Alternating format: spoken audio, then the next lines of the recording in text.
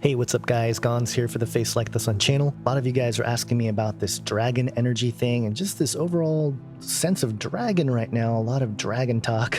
Maybe the dragon is coming down. Revelation 12:9, and the great dragon was thrown down, that ancient serpent who is called the devil and Satan, the deceiver of the whole world. He was thrown down to the earth, and his angels were thrown down with him. Interesting. And of course, Elon Musk tweets, "Oh, by the way, I'm building a cyborg dragon." What? What are you talking about, Elon Musk? I know he's joking or whatever, but here he is again. Another mention of dragon. Now, of course, he has his rocket, the dragon, and all this stuff. I get it.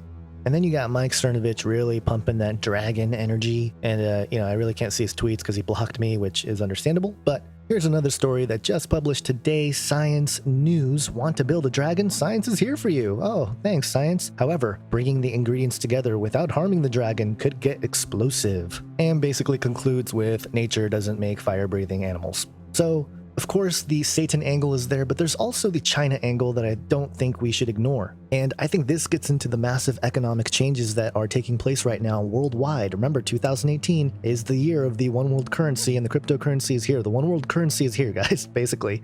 And so tread with caution, but definitely think about how the dollar is going to go and where it's going and how the future of finance looks like. Obviously, this has mark of the beast implications. We know this, but we also have to be mindful of the fact that we are in this world, not of it. And so look, the all-seeing eye is on the back of your dollar bill. It has been what is leading to the Antichrist, mark of the beast, image of the beast the whole time. So this is no different. And unless you're in a situation where you are self-sufficient and living off the grid, because I see the stats, I see that most of you guys watching this are in the United States, okay? So you're in America, all right? Most likely watching this. If you're not, this still applies, but you're in America, which means that you are tied to the dollar. If you have savings, it's probably in dollars. If you're smart, you probably have diversified already with precious metals, which is the most solid thing you can do, gold and silver. But you have to also think about cryptocurrencies. And it's not about the gains. It's not about like, oh, I want to get rich. No, it's just simply hedging against the changes of the economy and protecting yourself, being wise. Remember, be wise as serpents. Why did the Bible tell us to be wise as serpents? It's not because we need to go hide in a cave. And of course, the passage also says, be as innocent as doves, and being innocent makes sense here because we're talking about handling your money, and money really does magnify the heart. And just to take it all the way with this passage, Matthew 10:16, Jesus is sending us as sheep in the midst of wolves. And this makes perfect sense if you talk about the world of finances, the wolves of Wall Street, all this stuff. It all ties together. I think there's an application here where it applies to every Christian that we need to be responsible, and we have this duty to proclaim the gospel and do it in a unique way, but also do it through example in the way you conduct your affairs in this life and to reflect godliness in that. And when cryptocurrency becomes the norm and everybody is using it, that's going to be the most vital time in history to share the gospel. And I think it's going to become undeniable that Bible prophecy is true if anyone wants to honestly look at the topics that are discussed, the prophecies that are written, and then takes a look around the world. It's not necessarily a bad thing here that this is happening. It means that the Lord's return is closer. And it also means that the Bible is true. And so we can proclaim that and preach the gospel in that context, because as we near the end, all those eschatological topics and passages become more and more relevant and become harder and harder to deny. And so turning to Christ becomes really the only solution to a world that is encroaching us very quickly, especially with this technological revolution, the fourth industrial revolution, 2030 plan, all that stuff. And of course, here's why I brought up the cryptocurrency thing. It's a story that I saw here on Forbes that said, headline, China is tightening its grips on cryptocurrency to promote rather than purge it. And so again, this is happening. The institutional money is going into the cryptocurrency sector, and things are going to go crazy for a little while, I think. So it's going to be probably similar to the dot-com bubble. And if you look at the dot-com bubble, I believe it went up to about $3 trillion of market cap, total market cap. And cryptocurrency has not even hit 1 trillion. And China by itself has a $12 trillion plus economy. And they've been hoarding a lot of gold, as has Russia. Okay, so there's a lot of people hoarding gold as well. This is not all about cryptocurrencies. This is mostly about gold and silver. But I think you have to look at the cryptocurrencies because it is the new form of money and the one world currency at which trade happens. But that doesn't mean gold and silver is going to lose its value. In fact, it will probably restore the proper value of those precious metals. But I'm getting way off track here. Let me get back to the dragon.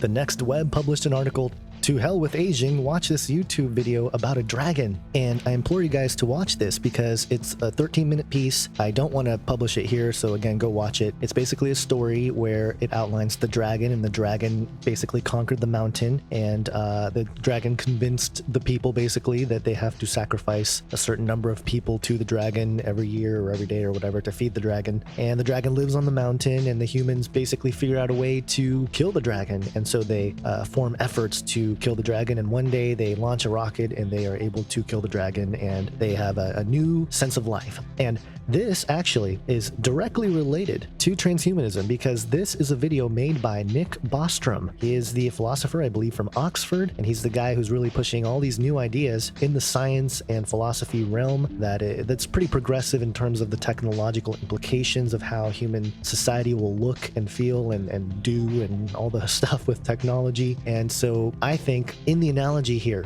the dragon in the video here is death, okay? If you replace the dragon with death, you pretty much have his idea of what technology is. Technology, the advancement of science, but ultimately what he's trying to point out is human innovation, the human will collectively as a human species, the pain and suffering that we feel and get from death and loss, especially when we realize it's not necessary, right? We have the technology, the tools now to try to defeat the dragon on the mountain. And so it's this analogy that this death thing that we thought could not be overcome can be with human will, human innovation, technology, science, and the collective sort of participation of the human race, because there's this moment where everybody decides to go all in on building this rocket, and it takes over a decade to make in the story. So what they're pushing for is immortality.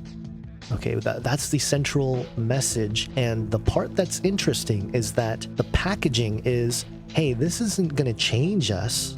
It's going to make us more human. It's going to free us from all the things that get in the way of what we really want to do.